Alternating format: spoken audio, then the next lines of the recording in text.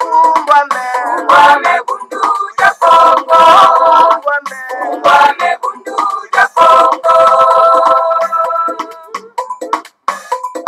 Kumbame bundu ya Kongo. Kumbame bundu ya Kongo.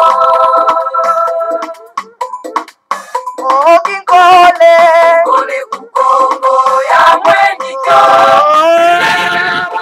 Kisole ina ya tena mane mumbande.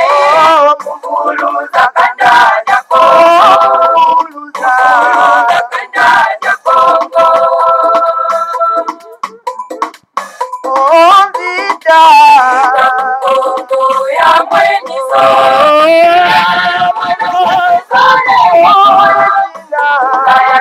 Mane mumbande wana vita kukongo. Wana vita kukongo. Kiaje ya mwenito.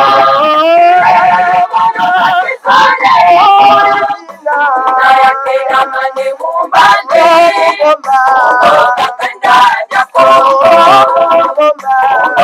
Kanda ya Kongo. Tombe ya mwenito.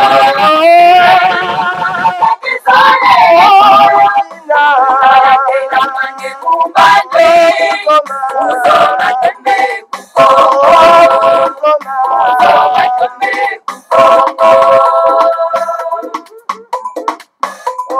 Kumbame bundu ya Kongo. Kumbame bundu ya Kongo. Kumbame bundu ya Kongo. Kumbame bundu ya Kongo. Kumbame bundu ya Kongo.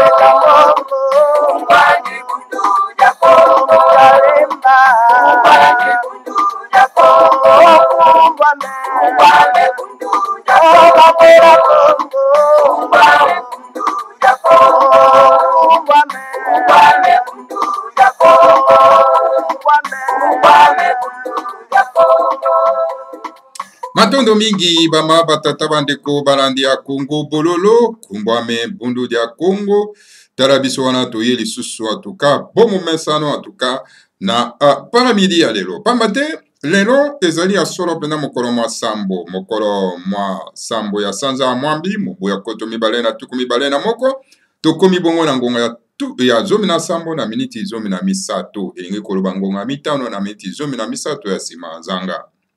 Bama batata bandeko balandi ya Kongo bololo toye na édition spéciale Kongo bololo. En tout cas, yango na liboso topesi na bino banso bayenge bambote pe balosako na bino banso ezali ya bino molobeli mbuta bopele bobala elingi koloba malamu koloba. Alors bama batata bandeko balandi ya Kongo bololo tozana bino wana pour 30 minutes peut-être moins. Alors poto koka solo bena en tout cas ko pesa bino mai oyo to memeli bino na après-midi à l'heure. En tout cas, bah, on a après-midi à l'heure, to memeli bino tout simplement Congo Dieto.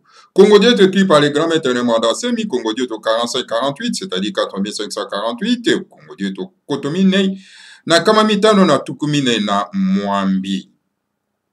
Alors, kuna tokotala na on a kati, et le konine les grands maîtres de mandat semi, vraiment, a komeli biso na kati, to kokasoro benda ko yoka, Bama tata bande kwa ya Congo bololo. Et voilà, les grands maîtres Alobi Boy. Alobi a se présenté dans le Yemoko, Bama tata bande kwa ya Congo bololo. Alobi Boy. Pona bao yo peut-être baye baka ete. Peut-être bao bazaka na ba confusion na mutu. On ba mitunaka. Qui a demandé? Semi. Alors donc, Bama tata bande kwa ya Congo bololo. Donc, bandeko batondi na confusion total na kati ya mitu bama tata bando. Tantôt baloba non on demande assez mais c'est un fou parce que la façon aza ko raisonner eza ko concorder na bango te ba komo de mortels oyo baza na kati ya Congo bama tata bandeko. Tantôt ba oyo baza na bwanya pe mayele babi mais non c'est un extraterrestre. Hein bama tata bandeko. Oh non mais peut-être c'est un grand scientifique bama. Oh non mais peut-être c'est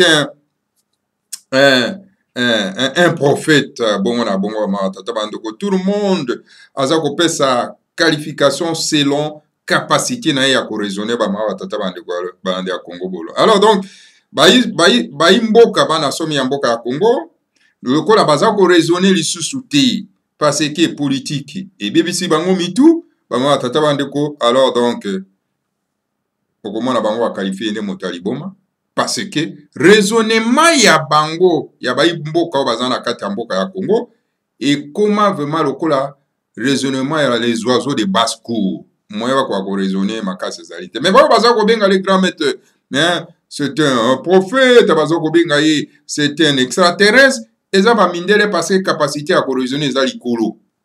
Voilà, voilà. Et voilà, tu peux sabino Congo toi, tu as bino vraiment ta molaïté. Tu peux sabino Congo tu écrit par les grands maîtres Nemandasemi parce que après première partie na biso ya émission yo to kozai sous deuxième partie ya émission na biso ma tata bandeko balandia Congo bololo. Le grand maître Nemandasemi alobi le maître Jésus a d'ombre Nemandasemi. Mais il faut enlever qui vaut moko ma tata bandeko balandia Congo bololo. Parce que okomona bandeko na biso ba raisonnaka lokola les oiseaux de basse-cour. Au moins, vous pouvez dire comme vous voulez. Alors, bafinga rapé quand même, hein. Bateau bazan a raisonnement, il y a Mickey. Bateau bazan a grand esprit. Vous prétendez donc que vous allez christianiser, chrétien. Mais mon conjo bolanda kana kombo ya Jésus a qualifié a finga bateau de race de vipères. Alors, quand on vous insulte race de vipères, yeba yo moko. Za mafinga minene, na kati ya mafinga na eza minene. Alors, biso tolobi donc les oiseaux de basse-cour parce que bato bazo kokoka ko raisonner isusu te. Quand les grands maîtres Nemandasemi parlent de Jésus, ici, c'est to ko expliquer bino ngo malamu ba ma tata bande balanda Congo bolo. Lui ne fait pas allusion à Jésus oyo bakolo ba memela kibiso na ba sanduku na bango na ba masua na bango ba tata bande. Lui fait allusion, n'est-ce pas, na kulu isanusi. Donc oyo ayaki na mokili mwa Israël, oyo asalaki mosala, hein, oyo yako te ya bato bonzambe kuna ba ma tata bande balanda Congo bolo. Lui fait allusion à ça. Lokola bino bo mesani sikoyo kaka na kombo ya Jésus oyo bakolo ba memela kibiso na ba bato na bango oyo batie na kati ya mokanda oyo babengi Biblia pona kobungisa baindo kobungisa mokili kokotisa mokili na likama. Alors, le grand maître Nemandasemi, il est obligé d'utiliser votre langage. Il est obligé d'utiliser les noms que vous connaissez pour faire passer son message. Sinon, il ne veut pas dire que le grand maître est chrétien. Parce que, donc, le grand maître, Azalaki est chrétien, parce que chrétien awapi oyo mindele ba memela kibiso parce que alobaki que Jésus a dombré etc. Mais Seigneur les grands maîtres a utilisé le langage que vous connaissez, vous les communs des mortels, parce que vous ne connaissez rien. Alors donc là il doit utiliser les noms que vous connaissez pour faire passer son message. Et comme rabino. Alors les grands maîtres Nemandasemi malobi était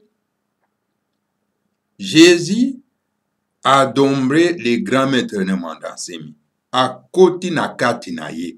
Pourquoi Kuluisanusu Jésus à côté na kati ya un Nemandasemi pour faire quoi na kati na ye? Et pourtant, il y a une mission na ye, sur cette planète Terre, il y a Kulamusa Baindo. Il y a une mission na ye, oyo mfumu kimbanga prophétisaki, ete longi ya koya pona ete akoka solo pena en tout cas, ote abiso bonzame na biso, pe kokoma mokana mo santo na biso epai wapi mabomba mi, ma biso mazana kati. Ama tata bande kwa lande ya Congo bololo. Voilà. Tomeka ko expliquer, bama tata bande kwa lande ya Congo bololo. Le grand maître Nemandasemi Malobi boy. Alobi, dans sa vie, Nemandasemi n'a jamais étudié donc la théologie. Le grand maître Nemandasemi n'a bon ina ya très autant la théologie attend mon kolomo côté. Au contraire, dans sa jeunesse, Nemandasemi a étudié les mathématiques, la physique et la chimie. Au contraire, na bolenge na ye, le grand maître Nemandasemi, il a école tout simplement donc mathématiques et puis physique na chimie bama tatabando. Puis il est devenu professeur de mathématiques, de chimie et de physique au collège américain des adventistes Bandalungwa. Alors Nasima, alors bama tatabando kwa Congo bolo ay kokoma professeur ya chimie na physique na collège je vais dire américain ya adventiste ya Bandalungwa et pas wapi ya zalaki professeur kuna ma tata de Walanda Congo bololo. À l'époque où la coopération française gère les laboratoires de l'office des routes, on a engagé Nemandasemi en tant que chef de section chimie préparant les enrobés donc hydrocarbone dont les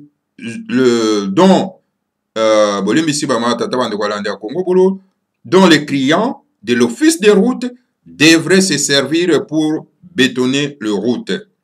Donc les grand maîtres de Nemandasemi à l'époque il y a coopération il y a pas français donc abanda il gérer donc laboratoire il y a office des routes et puis bangajaki le grand maître de Nemandasemi étant que chef il y a section chimie ou pas abanda ko bongisa solo en tout cas ko bongisa ba goudron ba matière oyo ko sala été basala goudron de façon que ba bétonner banzela ba ma tata de Hollande à Congo bolo. Monsieur Yudi Robert fait engager Nemandasemi à la coopération américaine qui gérait l'Institut de médecine tropicale. À l'Institut de médecine tropicale, le médecin américain ont nommé Nemandasemi chef de section bactériologique. Alors, monsieur Yudi Robert, donc engagé le grand maître Nemandasemi na nini na coopération américaine na nini na pour na été akoka solo pena ko gérer institut médecine tropicale na institut médecine tropicale. Donc ba médecin américain ba nomaki le grand maître Nemandasemi chef ya section bactériologique qui ba ma tata bande Hollande Congo. Puis un jour, dans une vision spirituelle, le maître Jésus a apparu à Nemandasemi et lui dit ceci: les grands êtres du monde spirituel m'ont demandé de me réincarner de nouveau sur la planète Terre pour corriger toutes les erreurs que les chrétiens ont commises en mon nom. Alors, mokolo mosusu le grand maître Nemandasemi a eu vision, a eu ndoto. Et pas en tout cas, maître Jésus, otobengi kulu isanusu, abimeli le grand maître Nemandasemi, pe alobi na yeboye. Alobi, ma grand être, ya mokili ya molimo, basengi na ngai na koka koya lisusu kobotama na kati ya mokili oyo pona ete na corriger bambeba nyonso tu oyo ba chrétien basali na kombo na ngai. Donc bino bato oyo boza ko tambola na kombo na Jésus bozali kotambola na kombo na Yesu, bozali kotambola na kombo ya nkulu Isanus. Boyeba yango ete makambo bozali koloba na kombo na ye, en tout cas ezali kosala ye pasi. Yango wana en tout cas mokili ya molimo yebisi na ye akoka kokita na mokili oyo mpona ete aya kokorige bambeba wana oyo marchand d'esclave bamemaki kombo na ye mpona kobebisa kombo na ye na mokili mobimba. Makambo nyonso boteyaka wana na kati na mokano ya Biblia obolobaka na kombo na Jésus, alors donc ezali makambo na ye alobaki te. Donc bato wana babebisi nde kombo na ye bamama tata bandeko balanda ya Kongo bololo. Donc voilà, esengeli Jésus akoka koya lisusu na kati ya mokili oyo mpona ya kokorige bambeba wana nyonso tu oyo omoni bapaster charlatan, bishop, bapere spirituel, banani baza kosimbaka mokanda mpona koteyaka bato lokuto eza na kati ya mokanda wana. Alors Jésus azali solo mpenza na pasi ndenge bazali kobebisa kombo na ye bamama tata bandeko balanda ya Kongo. Pourtant ye alobaki biloko wana te, bakretien baza koloba na kombo na ye. Alors donc il a fallu akoka kokota na kati ya le grand maître na mandasemi mpona ete akoka kosunga ye mpona koka kokorige bambeba wana nyonso tu mpo aboyi kobotama lisusu ya lisusu komona pasi oyo ezali na kati ya mokili oyo. Tokoba bamama tata bandeko. Alors j'étais embarrassé car en 1948 j'étais bolimbisi bamama tata bandeko balanda ya Kongo bololo tomekana no ko bongisa page yango malamu de façon que tokoka komona yango bien po totanga yango malamu mpona baimboka bakwaso mpenza tuka comprendre yango très bien bamama tata bandeko balanda ya Kongo bololo parce que ezali na bosenga mingi. Alobi j'étais embarrassé car en 1948 j'étais sur la planète Terre où je suis né en Allemagne dans la diaspora juive et où on m'a appelé David Ben Gurion, car c'est moi l'auteur du livre en Judenstate, c'est-à-dire un État juif. Voilà, maman, tata bandeko balanda Kongo bolo. Alors, mais les grands maîtres de Mandassé Mazaraki vraiment tellement embarrassé. Non, pas les grands maîtres de Mandassé Mbolimbisi. Jésus azalaki vraiment tellement embarrassé parce que na mobuko tomoko na kama libwa na tukumine na mwambi azalaki awa na kati na mokili oyo na planète Terre oyo. Jésus ayaki lisusu kosala nini na planète Terre oyo bamama tata bandeko. Et pourtant ya kende. Et pourtant ya lobaki je vais au Père et que vous ne me verrez plus. Na ke papa et que bokomona nga lisusu te. Bongo ya lisusu na kati ya mokili oyo ndenge nini. Tala makambo oyo bakoma na kati na mokando ya Biblia lokuta na kombo na Yesu. Yesu ayaki lisusu na kati ya mokili oyo na 1948. Alobi a Yesu ayaki na mokili oyo. Na botami na Allemagne. Na diaspora juive lokola biso ba diaspora congolaise ndenge zola. Donc Jésus ayi abotami lisusu na kati na diaspora ya bandeko na ye ba juif. Donc na mboka ya ba Allemand. Et puis, babengi ye David Ben Gurion. Aye na kombo mosusu. David Ben Gurion. Alors, alobi, ezali ngai auteur ya livre Judenstate, c'est-à-dire État juif. Mboka ya ba Yuda. Abi ye muta akomaki buku wana. Ye muta azalaki solo pena l'incarnation yako komisa solo pena en tout cas ba yuda bako akozwa mboka ye wana Ben Gurion. Donc ye wana Yesu. Donc Yesu aye abotami na kombo mosusu pe na nzoto mosusu ba mawa tata bandeko balanda Kongo bolo. Et bandeko na biso bango bazelaka Yesu akoya aza na nzela makolo eza na nzela okaya asali mosala apesi bayuda mboka azongi. Puis je suis allé donc instaurer l'État d'Israël moderne actuel pour satisfaire le désir des grands êtres qui veulent que je rentre sur la planète Terre pour corriger les erreurs commises par les chrétiens en mon nom. Je vais me servir de toi pour faire plutôt ce travail. Je vais t'endombrer et te pousser à écrire un livre où tu vas corriger les erreurs que les chrétiens ont commises en mon nom. Wana aza koloba na le grand maître ne mwandanse. Alobi ne alobi, koya na mokilo eza pasi mingi. Naza na nga malamu awa na mokili ya molimo, me ba grand tetre ya mokili ya molimo baza kotindika ngai kaka na ya na mokili oyo. Me namoni pasi mingi na mokili oyo mingi. Na yembala iboso babomi ngai, na yembala mibale, na sisi mosala ya kopesa bayuda esika. Alors, ngai moto nazali auteur ya création ya état d'Israël moderne. Alors na yango,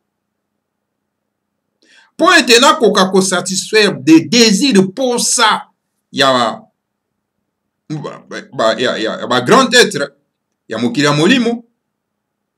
Alors donc nalingi solo penda bama tata bandeko osunga nga na mosala wa. Parce que bango balinga à tout prix que nazonga na kati ya mokili oyo pona ya ko corriger ba mbeba oyo ba chrétien basali yango na kombo na ngai. Parce que na tango nyonso to baza ko belela awa mikolo nyonso kotanga mokando ya Biblia na kombo na nga oke ngai nazali na nga pour rien na kati ya mokanda wana wa tata bantu baranda kombo bolo. Alors naza na pression makasi na mokila molimo ete na kwa kozonga na ko corriger ba mbeba oyo nyonso tu bato ya mokili basali na kombo na ngai. Mais na yango na lingi na se servir na yo. Po to kwa kosaela nga mosala wana lokola yo moto zali sur place kuna na. Na ngina se servir na yo. Na ko se servir na ndenge nini? Na lingi na kota na kati na yo, na adombre yo. Po ete na tindika yo koka kokoma, solo pena en tout cas mokanda. Et parapi oko corriger ba mbeba nyonso tu wana o ba chrétien basali na kombo na ngai. Jésus aboy na ye kozonga na mokili ba matata bando. Bino ba obozelaka Jésus akoya na yete. Alobi ekoki na ya koya lisusu te ko mona pasi na mokili oyo. Alors nango ba matata bandeko. Lokola le grand maintenant mandase mazali sur cette planète Terre, bo mona ndenge ba tinda mi anzambi banyoko maka. Bozo mona ndenge baza ko nyokolo. Le grand maintenant mandase ko papola mbeli na mutu pota. Parce que tozana ba être humain oyo bazali lokola ba animal. Motazo bundela bango pona bosomi na bango pona bonheur na bango me bazo kenda ko papola mbeli. Ngai na mivanda bona tunaka mitunaka nga moko ya bandeko. Mais ndenge nini nga na parvena ko comprendre ne mwandanse mais pourtant natikala kozwa matea et pas na epete natika ko kutana na ete rien. Mais comment ça fait-il que nga na comprena yendenge nini? Et pourtant na kati ya mboka baza na ba université baza on se prétendre hein? Je suis licencié, je suis docteur, je suis ceci français ba gros mots. Mais ils sont incapables d'appréhender qui est cet homme-là, ne mwanda asemi. Parce qu'ils sont incapables de appréhender. Alors donc, Jésus, na souffrance oyo bantuma bamona na kati ya mokili, aboy na ekoya. Aboy na ekoya bino bozelaka ya koya kolamusa ba oyo bakose kwa soki ndenge nini lokuta monene. Aboy na ekoya alobi azali ko se servir na le grand maître ne mwanda semi pona ete akwa kosaela mosala wana. Voilà ma tata bande voilà nda Kongo bolo. Akoma buku oye papi a corriger ba erreur nyonso oyo ba chrétien bazo sa na kombo na ye. Bino bato bokanisa ka Jésus akoya kozwa bino comme ça bino na paradis lokuta. Soki okutiki mokili okena mokili ya molimo loboko Pona nini parce que Jésus aza na kanda na bino. Kulu isalusu aza na kanda na bino. Po bozo bebisa kombo na ye ba grands êtres ya mokili ya molimo baza na colère na Jésus. Na kulu isalusu. Pona ndenge baza kombo de mortel oyo bato baza na kati ya mokili oyo bazo bebisa kombo ya Jésus bama tata bandeko balanda kombo. Alors donc wana le grand maître de Mandasé maza ko sakola. Adombré par le maître Jésus qui soutenait donc c'est dire par le verset biblique, Nemwandasemi a écrit ce livre appelé Le saboteur de la vérité universelle. Alors, Nayango, le col Jésus a adombré les grands maîtres de Nemwandasemi pour être akoka kokoma buku et pas wapi a corriger bambeba nyonso to ba chrétien ba sa na kombo ya Jésus parce que nyonso boloba na kati na Biblia eza obeba mbeba boza koloba na kombo ya Jésus et Jésus est en colère de vous nabino. Alors donc les grands maîtres azali soutenir sur en tout cas na Jésus pona ko lakisa ba verset biblique oyo nyonso tout oyo pabi bakomi bambeba na kombo ya Jésus bama tata andeko. Alors yangwana ne grand maître Nemwandasemi a commis beaucoup oyo babengi les saboteurs de la vérité universelle. Bino bato bolingi koyeba mbeba oyo ba chrétien baza kosala na kombo ya Jésus. Bolingi boyeba bosomba buku oyo babengi la donc les saboteurs de la vérité universelle. Bosomba buku oyo bokoya ko comprendre bambeba oyo bozali kosala na kombo ya Jésus. E bino nyonso wana oyo boza kosala bambeba wana na kombo ya Jésus. Ah, bandeko na ngai boyeba likama ezozela bino. Likama ezozela bino. Alors bosomba buku oyo po botanga boyeba lokuta oyo ba colonisateur ba memelaki biso na kati na mokanda ya Biblia. Alors mama tata bandeko na tango wana soko tiki kotanga buku wana te uy baloka yo ndeko loka baloka yo soki okei kaka liboso ya pasteur atangela okaka ba verset wana baloka yo ndeko soki okei kaka epa BBC bishop ou le père spirituel soki songolo atangela okaka ba verset wana oyo ezali bambeba oyo Jésus aza na kanda nango oyo ba grand tête du monde spirituel baza na kanda na Jésus pe baza kotindika ya kokita ya kokoma aya kokorige ba erreur wana. Alors soko tangi les saboteurs de la vérité universelle oko comprendre le kuta oyo eza na kati na Biblia na tango wana koba ou okobanga soro pena ko kosimba mokanda oyo po ezali nde likama monene pona bomoi na yo. Alors le grand maître de Nemwandasemi a commis na kati na mokanda wana bambeba nyonso tout oyo ba chrétien basalaka na kombo ya Jésus. Tata bando. Na bambeba nyonso tout oyo bambongo bamupe basalaka na kombo ya Jésus. Nyonso eza na kati bama tata bandeko. Bosomba botanga po eloko ezali ya bwanya ezali koboyebi. Tosalaka makambo nyonso mususu na ignorance na kati na biso ngo tosalaka makambo mususu. Soki boyebe se koti c'est fini. Okomi un homme libre, liberté. Okomi un homme libre. Bama tata ande wala nda Kongo bolo. Talo kwa biso tozolo baga. Un homme libre. Liberté. Le grand maître de Nemwandasemi poursuit en tout cas ma cominaye. Alobi, les chrétiens honnêtes reconnaîtront la vérité de ces versets bibliques dont la Bible n'a pas été écrite par Nemwandasemi. Alors, ba chrétien nyonso to bakotanga buku oyo.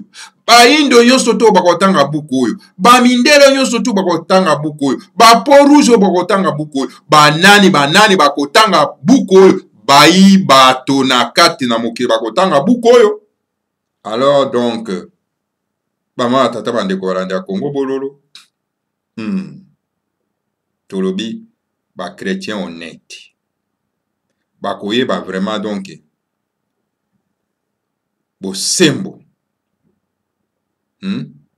bakoyeba bosembo bama tata bandeko ya ba verset biblique oyo eza na kati na mokanda wana pamba te bama tata bandeko balandi ya Congo bololo le grand maître ne mandase mi yete motakomaki ba verset biblique wana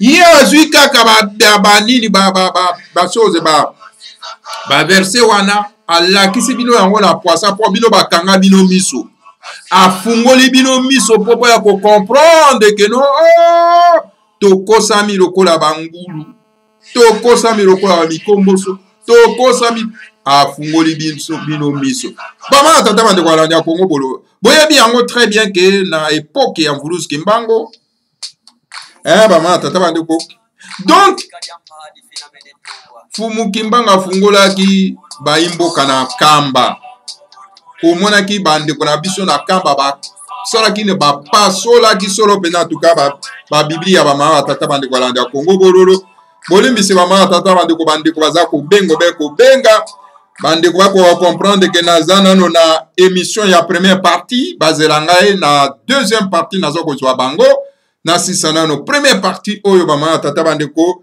donc nakoya koyamba bango na deuxième partie bambuta na biso bozela ngai na sisa nano première partie ya émission deuxième partie kozala na 18h ingi koloba 17h ya bino kuna na Afrique.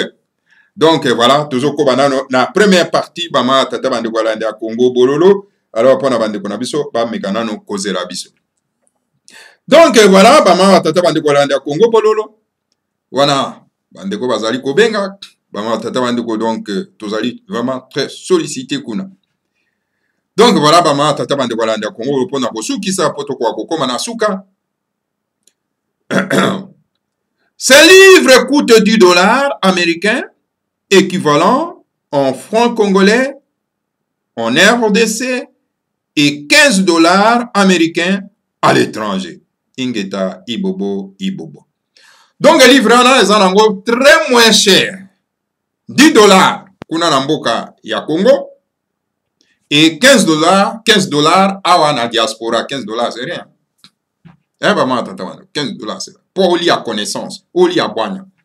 Alors yo pasteur, yo archibishop, yo nani somba buku oyo po okoka kotanga misono efungwama po olongwa na monyololo oyo batie yo likolo ya Biblia oyo okoyeba vérité bosembo oyo eza na kati na tata bano na epesa bino exemple ya Mvulus Kimbango na misa 21 na kamba bato bapasola ki Bible bapasola ka Bible po nani po Mvulus Kimbango lakisi bango vérité afungoli bango miso abita eloko bosimbi ezande mundoki o mondela ye nango pote ya kwa kumabina abandi ko limbola bango moko na moko basimbi mutu oke biso to simbi ne nemi na kati ya ndako ale ba pasola buku chwaka babwaka tata bande kwa landa Congo bolo kasi Mvulus Kimbango abite bo continue ka kotanga yango po kuna na kati nde boko comprendre le kuta wana po soko tangi yango te moins pour comprendre le kuta eza na kati ezate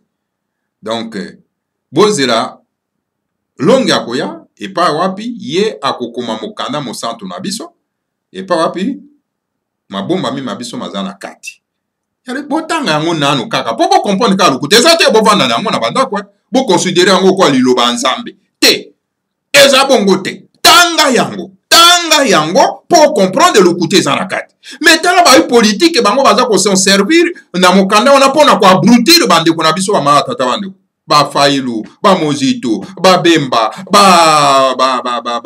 ba chilombo ba nani susu ebele ba dépito ko kuta ba tambo alias Elezer okukuta ba journaliste lokola ba Mutombo alias Israël. Donc baza ko se servir na mokanda na pona kwa brutir bande ko na biso ba tata bande. Alors na ko senga na bande ko na biso wana yo surtout ba somba mokanda ba bengi les saboteurs de la vérité universelle.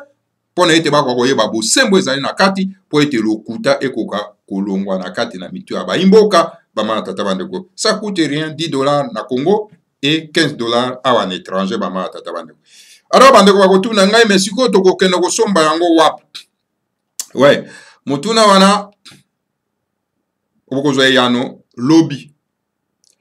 Tango na koyamba le secrétaire général de Bundu Diamayala na kosenga na moto azali chargé solo pena en tout cas pour na vente ya mokanda wana yende akopesa biso ba précision ba numéro de téléphone comme ça to ko permettre biso to ko communiquer bino yango bama tata bandeko bozala vraiment prêt bo bongisa solo pena mwa makoki na bino pona ko somba buku wana po bo ko yeba solo pena bo sembo bama tata bandeko alanda Congo Europe ba politique baza ko brutir biso baza ko utiliser lokuta wana pona ko brutir biso bama tata bandeko alanda Congo bololo.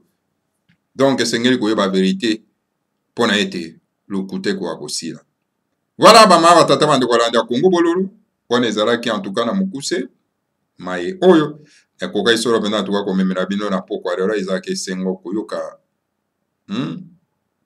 makambo ya kitoko bile ya kitoko ya mwana yesu alobaka ezali malamu te kozwa bile ya kitoko kopesa na bambwa bamwa tata bandeko oyo eza bile ya kitoko mpona bayindo omoni bile ya kitoko otangi mokanda oyo minde bamemelaki biso eza ya ndenge nini mokanda yango mpe longwa totanga eproduisaka biso eloko moko te oyo kota matondo mingi le grand maître ne mandase molakisi biso vérité miso efungwami tango tangi la vérité universelle miso efungwami mokanda na kosimba yango isu te non nalekisi tango pamba okomi koregrete bambongo na opesaki ya mabonza epa bapaster mabonza epi bapaster bakolinga botanga yango te noki bodécouvrir vérité yo mondimi tanga yango paster akoboyo tanga yango po ete odécouvrir vérité eza na kati tango découvrir vérité okopesa isusu mbongo na okuna epai na ye te akomi pauvre po bino boza koentretenir donc bamandia des pasteurs des bishop ce sont des mendiants ta baza koconstruire baéglise mpona kocontinue koabrutir bino na makambo lokuta eza na kati na biblia ce sont des mendiants tango bokoboya kopesa bango mbongo bakokende koluka misala na wileri bakokende koteka bakoni bakokende kosala bilanga bino bato bozovimbisa bango pour rien bama tata bandeko balanda Congo bolo matondo mingi na bino banso bolandi biso en tout cas botanga mokanda oyo le saboteur de la vérité universelle po boko akoyeba solo pena en tout cas bama tata bandeko balanda Congo bolo et à tout le monde parce que ce livre est écrit en français à tout le monde. Ce n'est pas écrit en kikongo ni en lingala, alors c'est écrit en français. Alors j'exhorte à tout le monde, à toute la planète Terre de lire en tout cas ces livres, à tous les chrétiens du monde d'acheter ces livres, le saboteur de la vérité universelle, afin que vous connaîtrez la vérité dans ces livres qu'on appelle en tout cas la Bible, parce que le grand maître Mandassem a été endombré par Jésus-Christ, afin qu'il puisse en tout cas écrire et démontrer les versets bibliques, les mensonges qui sont dans ces livres qu'on appelle la Bible. Voilà, maman tata bande kola da Congo bololo, qui les bakulu na biso bakoka solo pena tuka ko pambola bino, ba pambola solo pena le grand maître ne mandanse mi tout mon Nzambe, puis ba pambola solo pena tuka la République fédérale du Congo. Otobengiango Union de Timanti. Alors l'Afrique ekotonga manalolenge ekipata. Matondo, bye bye. Mvuka ya Timanti. Afelika ya mpadi finamene tungwa. Kabu ya bakeluba. Uluzororo watanda wa mungu tulendo. Makanda baba kusoma kutuka yotama. Osawe nina ninga masina makikulu. Kongoja kutuka Kongo. Uluzororo watanda wa mungu tulendo. Makanda baba kusoma kutuka yotama. Osawe nina ninga masina makikulu. Kongoja kutuka Kongo.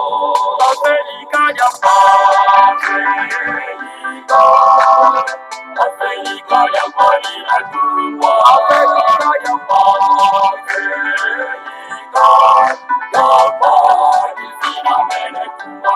Africa ya Africa ya kwani na tungwa Africa ya kwani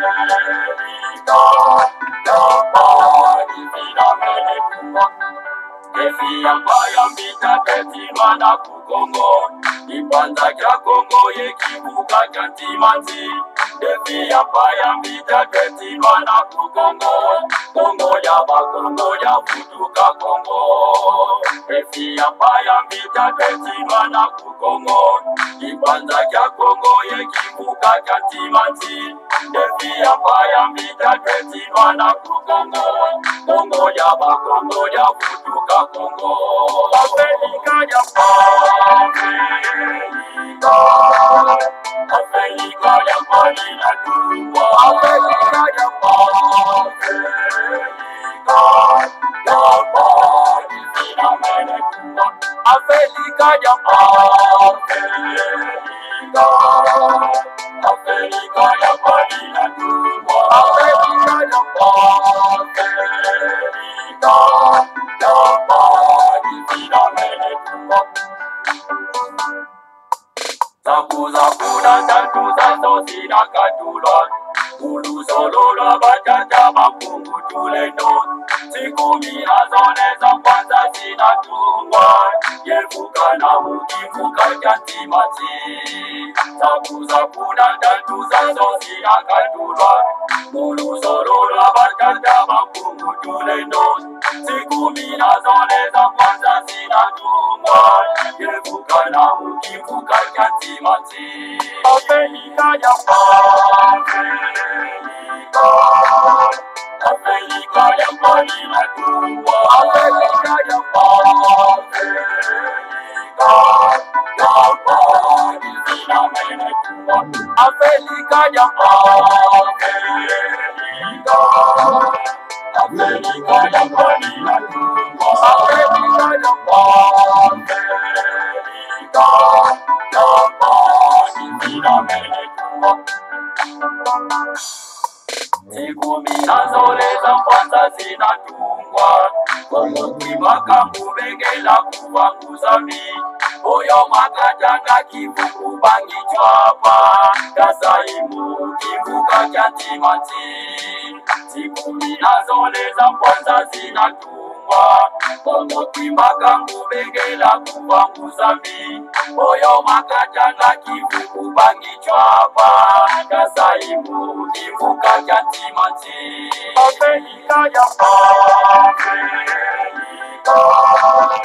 Africa ya kwani na tungwa Africa ya kwani vina mene tungwa Africa ya Africa ya kwani na tungwa Africa ya kwani vina mene tungwa